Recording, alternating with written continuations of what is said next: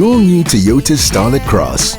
Own it. Ituski TV, powered by World Sports Betting, ituskitimes.co.za. It's Orlando Pirates nil, MC Alger nil, kumdlalo CAF Champions League. Second leg, we're semi-final at Orlando Stadium.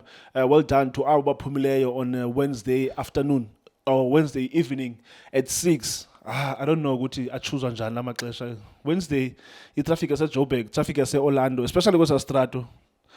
That Mookie Street on game day, it's always the chaos. But about managing which support your team, there should be no excuse to go and support your team, Bobo. Especially if you stadium Sikwala Pelukshin. You should not have any problem of going out there. Don't wait for a moment. Don't wait until your team is playing a semi-final. Don't wait until team yakudlala a final. Check Leicester City up against Bournemouth. It's always packed in England. Leganés up against Valencia in Spain. It's always packed. Bayer Leverkusen against Borussia Dortmund, it will always be packed. But we always wait for a moment. So, okay, now it's a big team. Anyone can just go take his kids and go and watch a game. But well done to our Baba Pumile, Baba Bugala, Bola Yabo, Orlando Stadium. Bobo, Orlando Pirates are through. We have 3 teams now. We semi-finals is a CAF. Stellenbosch are through to the semi-finals. Confed, Pirates and Sundowns are through to the semi-finals of E-Champions League. Well done to them. Nguzwa ngevoice ukuthi Pirates kuma semi-finals iphezulu namhlanje. Shame ithi police abafowethu Justo uJunior noTsono Nkululeko noLindo Brian. Uright Shane. Uright ngona. Mfethu mina I'm happy Shane. You know ukubona ama team wase South Africa wonke kuma semi-finals CAF Confed na ku CAF Champions League. I'm happy kakhulu Shane. Into enhle le Shane ukubona lamaqembu ngithi ngiyabheka position 1 and 2 kulog eSouth Africa versus position 1 and 2 kulog yase Egypt. Into enhle kakhulu Shane. Orlando Pirates neMamelodi Sundowns ngiyacabanga ke benza into enhle kakhulu Shane. Bheka babuya kuyodlala ama finals awungaki to the past 2-3 seasons. Namanje siyababona bakhona ku CAF Champions League kuma semi-finals. So I'm happy Shane ukubona the way izinto zenzeka ngakhona. So congratulations to Orlando Pirates coach Rivero.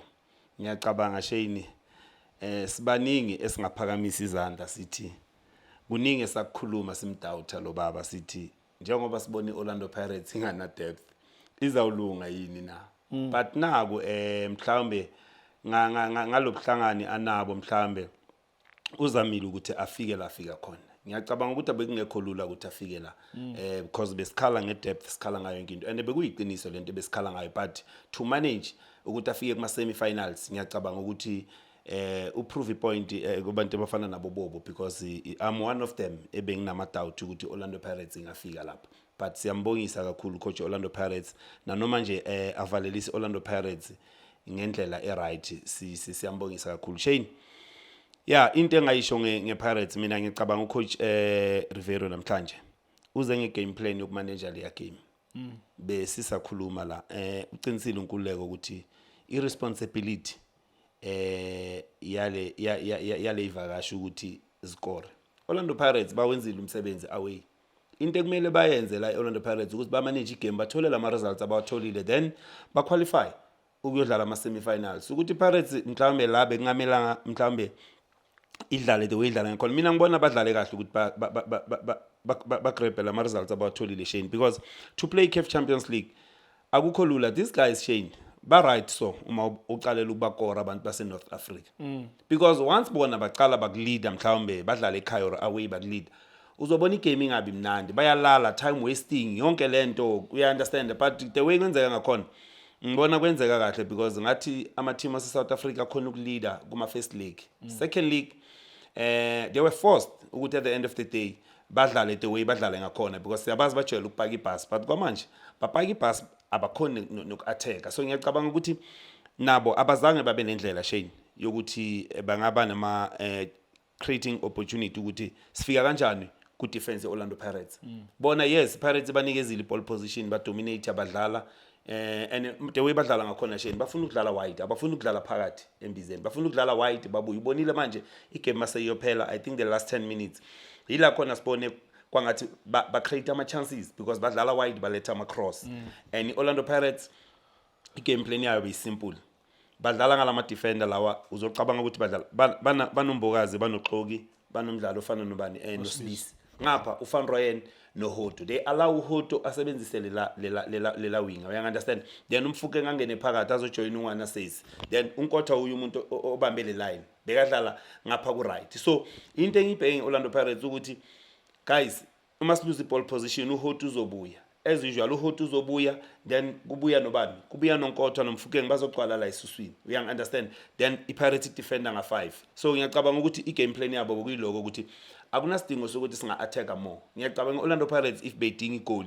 ilabo ozoyibona khona ukuthi izoza mhlambe nge4-2-3-1 or ize nge4-3-3 but today it's a 4-3-3 but benzani bagcwala emuva because ba drop ababuya bazo defend I think igame plan yaka coach Rivero isebenze kakhulu Shane yes omunye umuntu angathi Orlando Pirates ayidlalanga yes ayidlalanga but beyifuna ama results ewatholile njengamanje into Orlando Pirates beyifuna yes going forward expect ukuthi ama team kumele ukuthi adlale sibone ukuthi ama team adlale kanjani but Shane uma udlala nama North African sometimes ukudlala kahle mina angifuni ukutshela manga sengikubone kaningi akusincedi nga next sometimes kumele scrape ama results I was going there because I've seen your team Sundowns playing ibhola esiyaziyo ukuthi sonke it's good looking and they will dominate those North Africans. Remember what happened last season?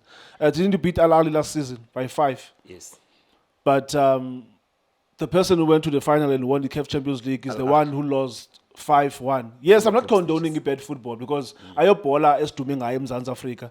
But when it's time for you to play it, CAF Champions League, then play it. Al Ahly ayina is at titles more than 12 by playing beautiful football. I don't remember them playing a final bedlala ibhola enhle. Ibhola enhle ayonto esinoz associated nayo but if kufuneka uyidlalile then idlale.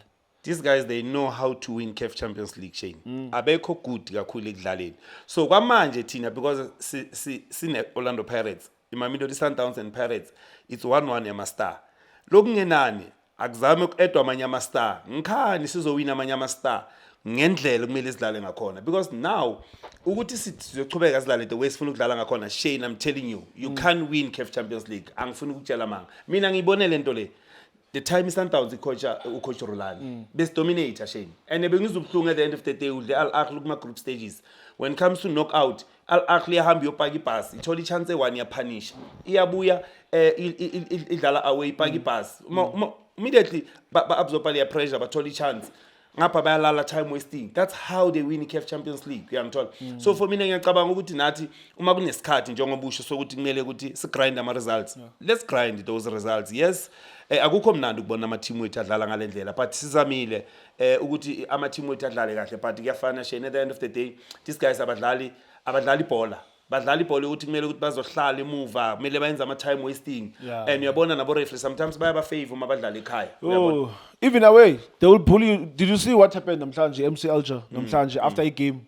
they were charging at players they were fighting everyone even their fans so they always get away with those needs but don't forget ukubuza yona bobo do you think xa sinosusa lento yele away goal don't you think le bhola mhlambi ingamove forward in terms of us getting more goals because the away goal usukela kudala most of the teams they know ukuthi if I lead by 1-0 especially if you lead at home then I know if you defeat a quarter part then it's all done so don't you think mhlambi team if iyayazi ukuthi okay I'm leading by 1-0 if inkiwe part 2-1 it's still 2-2 we go to extra time we go to penalties but then the away goal don't you think mhlambi ingasinceda if singayiscraper away ingasinceda kakhulu Shane uma ungabheke Europe iyabasebenzela lento because angeke kube nesidingo sokuthi ungapaka ipass uthi ufuna uprotect away goal go opponent you know very well ukuthi noma bangakori la mina kuyokosa ukuthi ngikore away ukuze ukuthi ngihambe ngiyongena kwesinye stage but now uma unale away goal dakanjani Shane if ngikhona ukukora ngidlala away mangifika la ekhaya ngizopaka ipass angeke sidlala ibhola le right so mina ngibona ngathi away goal ngeke ngasho ngathi vele mina for away goal wena Shane uma bangayikhipha nje lapha ngibona ngathi singadlala ibhola elimnandi because now ibonakala ngathi African football iba ngenye indlela man sisabana loku attacker kumele ukuthi spike ipass especially when it goes ebona kaseyibheka phambili siya kwisemi what you saw namhlanje about 1-0 we might see even worse kwisemis we might see 0-0 at home 0-0 away we go to penalties. That's what you might see even in the final. Ikuphi ibhola lapha apha ama creating open sibone athekana abantu bavula singena sidla akusadlaleki because wonke umuntu ufuna ukuprotecta lela goal uyangithola. So that is why ngithi uma kunendlela yokuthi siwin Shane asiwin angikhondoni indaba ukuthi kumele sidlale ibhola elifana naleli alikho mnandi especially kithi abantu esithanda ukubukela ibhola alikho mnandi because abantu bahlezi bafuna ukubukela i-team yawo idlala but bheka the way ama African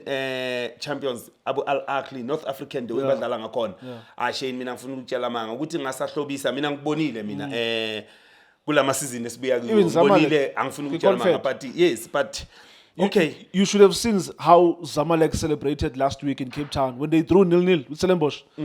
Ubungafunga ukuthi oyena second leg bingilowa last week more than Louis budlala namhlanje because the way they celebrated, even the coach celebrating ukuthi okay, we are done, thinking they were gonna go to Egypt and win, but look how things turned out. Exactly, and singakhohlwa ukumbongisa uSteve Barker. I think wenza umsebenzi omuhle kakhulu Shane ukuthi ayo beater iZamalek ekhaya. Ngiyacabanga labantu base Egypt namanje sina I think sina ama chances ukuthi sibabithe Shane because Pirates ibiya ku Al Ahly elo eEgypt ibiya nama point maximum point na isayibona manje i-team efana ne Stellenbosch sibiya kuyowina uyabona ukuthi iEgypt akusase leya country ebesiyisaba the way ukuthi mayidlala ekhaya ine advantage khumbula bo Sundowns bebakhona ukubiya nama point eEgypt so ngiyacabanga ukuthi njengoba Stellenbosch sivula amasango kuZamalek I think iSundowns nePirates bazoyidlala ifinal eCAF ngendlela ngibona ngakhona Shane